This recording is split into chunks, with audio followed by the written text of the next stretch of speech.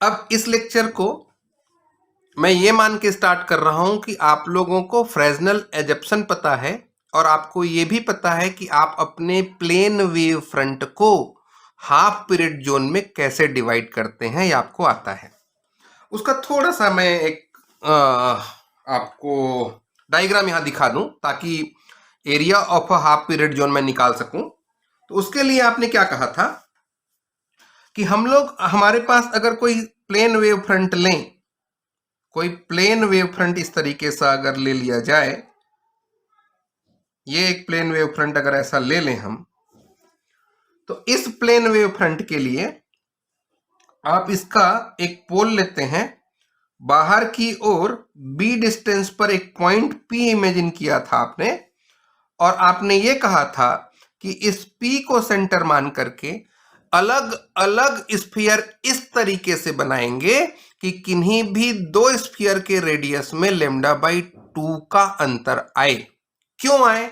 तो क्योंकि Fresnel half zone के एजप्शन में इस बात को आपने कहा था कि जोन के एरिया इस तरीके से लेने होंगे, जोन के एरिया इस तरीके से लेने होंगे कि उनके बीच λ/2 का पाथ डिफरेंस, पाई का फेस डिफरेंस या t/2 का टाइम डिफरेंस आना चाहिए। याद है? और आपने कहा था कि इस तरीके से फेसेस दिखेंगे आपको उस स्फीयर के। पी को सेंटर मान करके अगर आप स्फीयर ड्रॉ करते हैं तो आपको इस तरीके के फेस दिख रहे हैं, और एक बड़ा स्फीयर आपने फिर बनाया जिसके लिए पाथ डिफरेंस कितने का लिया था आपने? b+2 λ/2। तो आपके पास एक फेस उसका वेव फ्रंट में इस तरीके का दिखा था।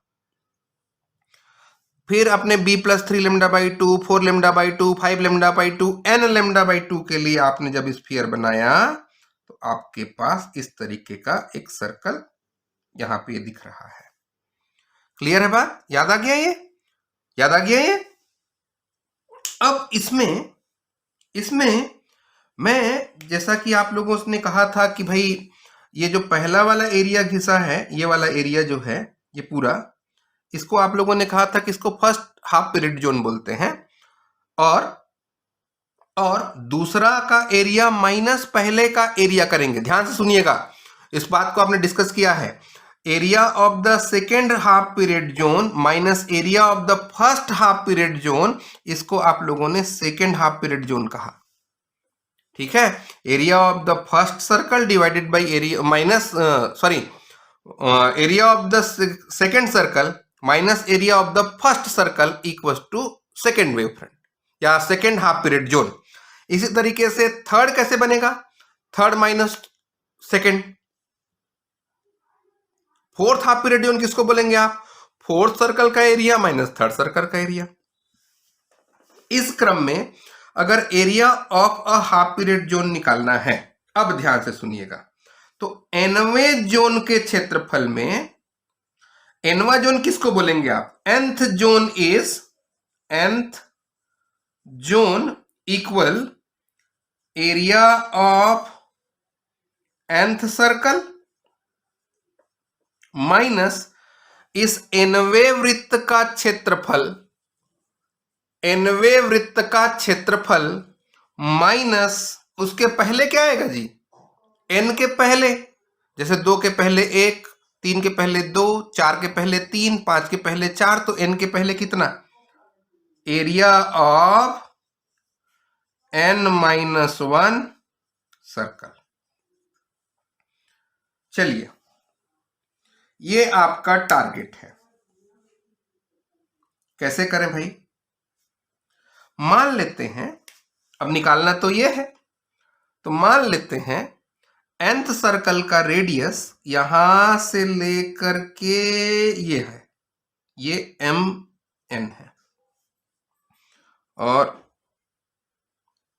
ये जो लाइन आपने ड्रॉ किया ये b+n λ/2 है।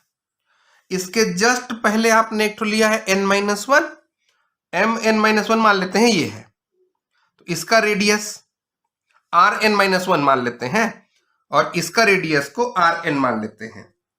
माना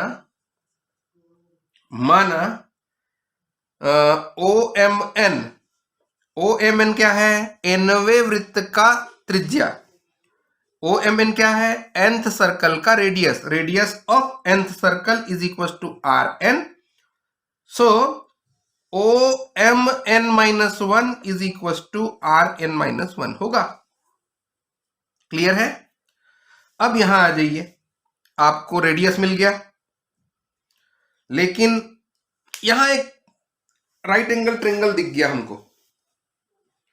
फायदा क्या होगा भाई? फायदा ये होगा कि आर एन का और आर एन माइनस वन का वैल्यू निकाल सकते हैं इन टर्म्स ऑफ बी। निकाल सकते हैं ना इन टर्म्स ऑफ बी और लेमडा। कैसे निकालेंगे? अब ये तो ओ है, ये एम एन है, ये पी है।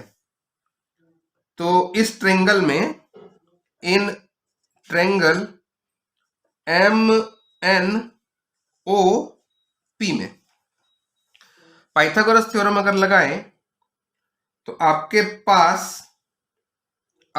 पास आएगा ये पी एम का square equal to O M का स्क्वायर प्लस ओ पी का स्क्वायर।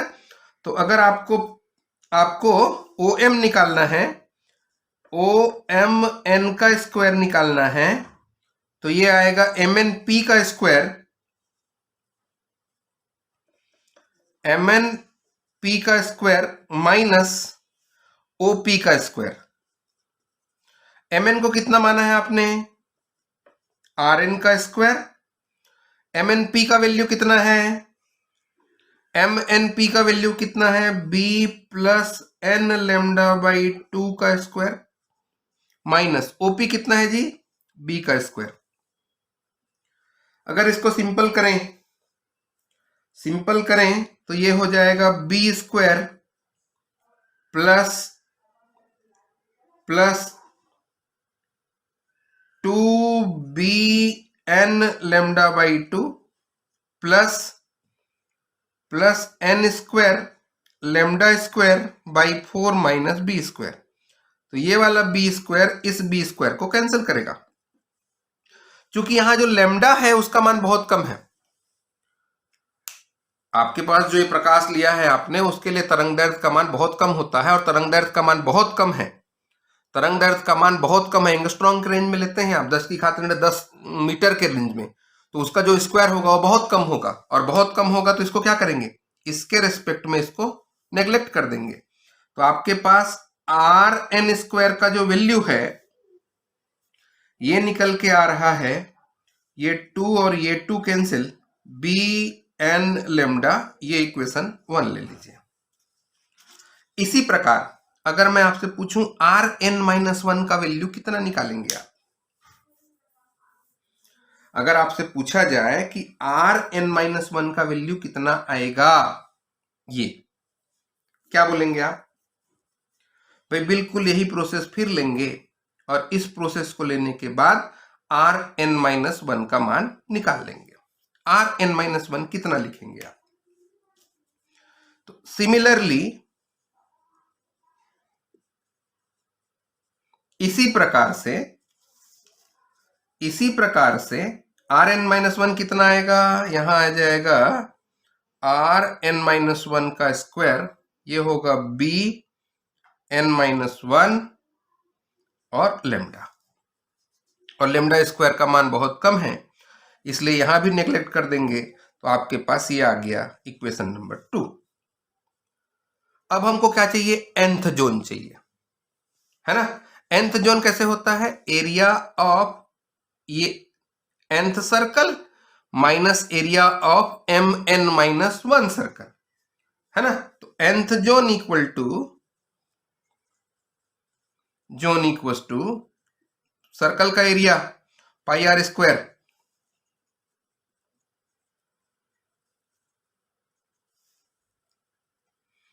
क्या है? Pi r n square, pi r n square. तो ये वैल्यू निकल के आएगा बी एन लेमडा, यहां पाई है, माइनस यहां कितना निकल के आएगा जी? B n minus one lambda.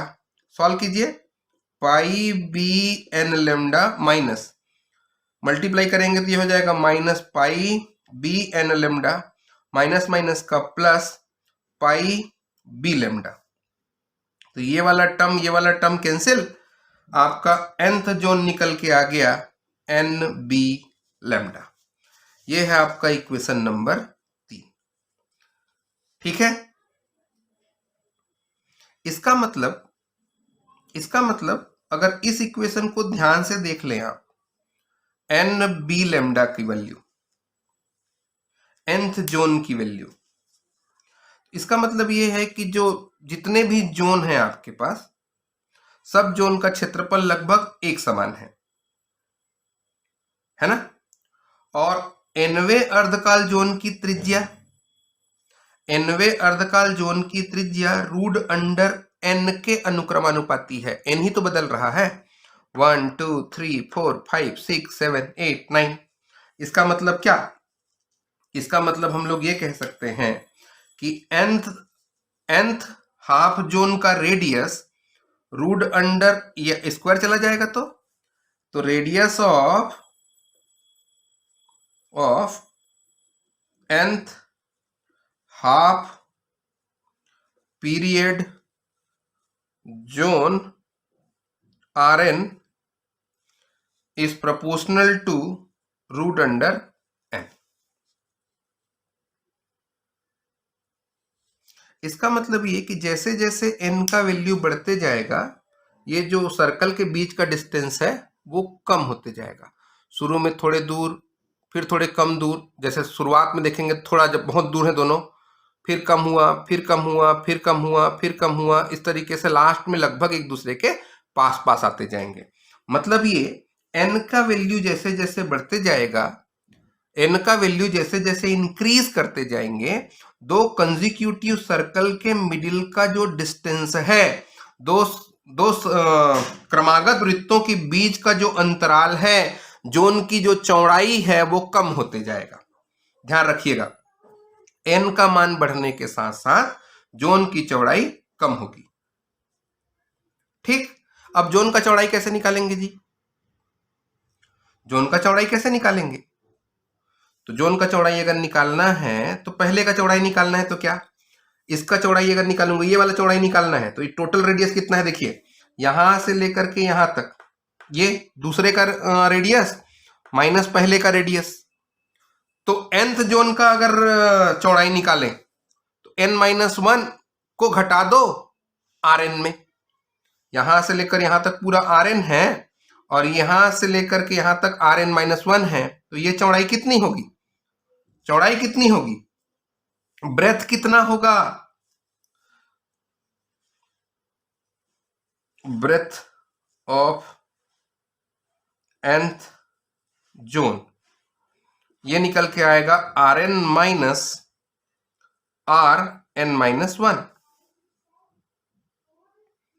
इसका मतलब Rn का वैल्यू कितना है जी? ये है रूट अंडर bn लेमडा, और ये कितना है? ये कितना है? Root under bn-1 lambda. Solve करेंगे तो bn रूट अंडर कॉमन निकलेगा, root under lambda, root under lambda नहीं, b लैम्डा बाहर निकलेगा, तो यहां कितना बचेगा? यहां बचेगा root under n minus root under n-1। ये है आपके जोन की चौड़ाई। जोन की चौड़ाई, पहले जोन की चौड़ाई निकालिए, तो पहले जोन की चौड़ाई निकालने के लिए क्या करेंगे? n=1।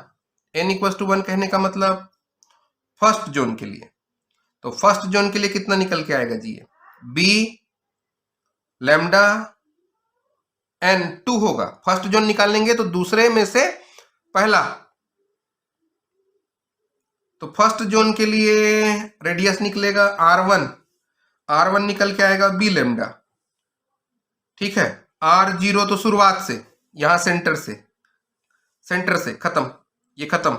तो पहले जोन के लिए तो सीधा सीधा आंसर आ रहा है, सीधा सीधा आंसर कितना आएगा? Root under b lambda, root under b lambda. दूसरे जोन के लिए निकालेंगे तो कितना आएगा जी? दूसरे जोन के लिए निकालेंगे तो कितना आएगा? Root under b lambda. इसके लिए तो आ गया n=1, तो R1 = root under b lambda. n equals to 2 के लिए निकालेंगे तो दूसरे जोन का निकालें अगर, तो दूसरे जोन का अगर ब्रेथ निकालें, दूसरे जोन का अगर चौड़ाई निकालें तो कितना आएगा? वो ये आ रहा है चौड़ाई इसका रूट अंडर बी लेमडा, ये root under 2 minus root under 1, root under 2 4.14, 4.14, तो ये आ गया 4.14 माइनस 1 होगा इसका स्क्वायर रूट, तो ये निकल के आया 0.14 root under b lambda. Third के लिए भी निकालिए, फोर्थ के लिए भी निकालिए, फिफ्थ के भी निकालिए। तो इस तरीके से अलग अलग जोन का ब्रेथ आप पता कर सकते हैं, चौड़ाई निकाल सकते हैं। ठीक है, अब बात करते हैं nth जोन के इस बिंदु P से माध्य दूरी कितनी होगी। कैसे निकालें आप? देखिए, इस पॉइंट P से nth जोन की माध्य दूरी मतलब क्या?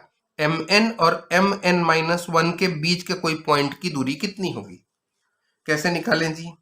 अगला टॉपिक दे दीजिए। 1 हुआ, यहां तक समझ में आ गया ना? यहां तक कोई डाउट नहीं है? कोई डाउट नहीं है? रेडियस कैसे निकलेगा और ब्रेथ कैसे निकलेगा? कहीं कोई समस्या नहीं है। चलिए सेकंड नंबर डालिए, हटाओ इसको, सेकंड नंबर डालिए। सेकंड नंबर लिखिए, क्या लिखा? मीन डिस्टेंस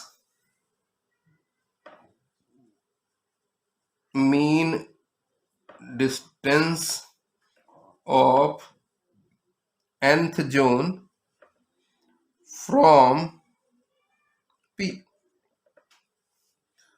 nवें जोन की P से माध्य दूरी, nवें जोन की P से माध्य दूरी निकालनी है। कैसे निकालें? मान लेते हैं मीन डिस्टेंस d है, तो ये होगा PMN plus PMN-1 divided by 2।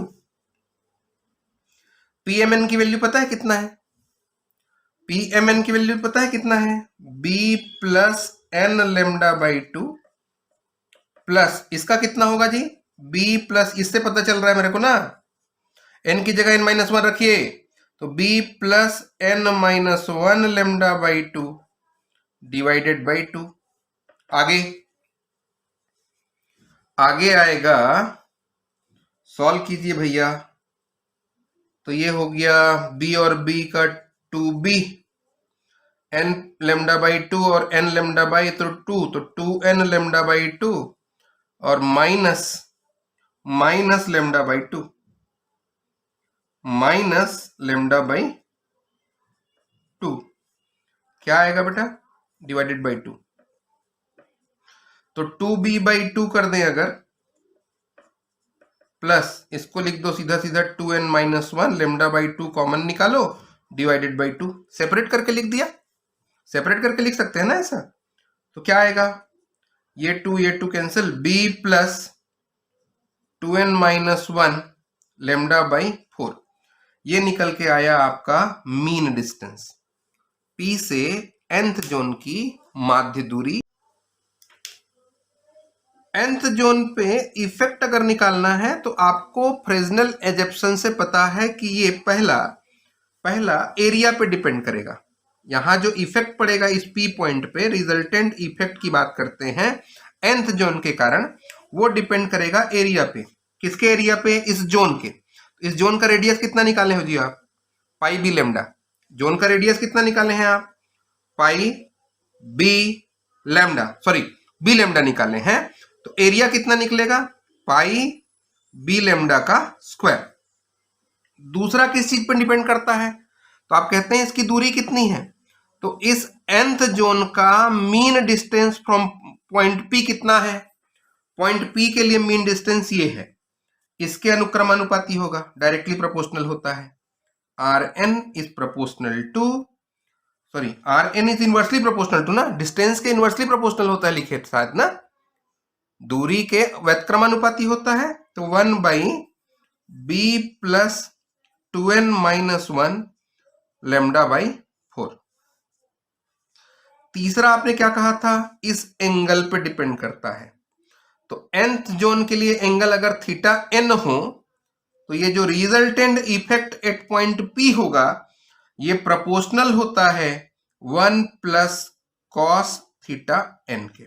कहां से पता चला, ये फ्रेस्नेल एजम्पशन है जिसमें कहा गया था कि net effect at P depends on area, distance and angle of inclination, झुकाव कोण पर निर्भर करता है, जोन के क्षेत्रफल के अनुक्रमानुपाती होता है और जोन के बिंदु P से दूरी के व्युत्क्रमानुपाती होता है।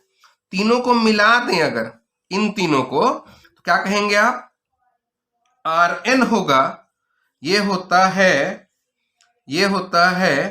Pi b square lambda square divided by b plus 2n minus 1 λ/4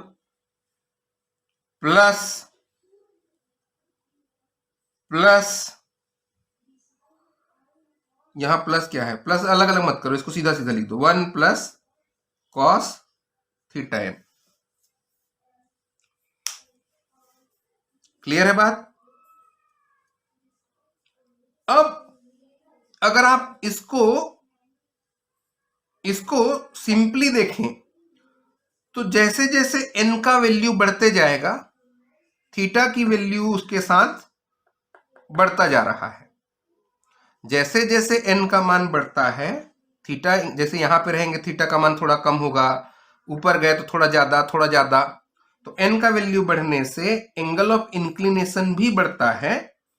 और अगर एंगल ऑफ इंक्लिनेशन बढ़ रहा है तो कॉस थीटा n भी बढ़ेगा, और कॉस थीटा नहीं, अगर एंगल बढ़ रहा है तो कॉस थीटा का मान क्या होता है, कम होता है ना, क्योंकि कॉस 0 अधिकतम होता है।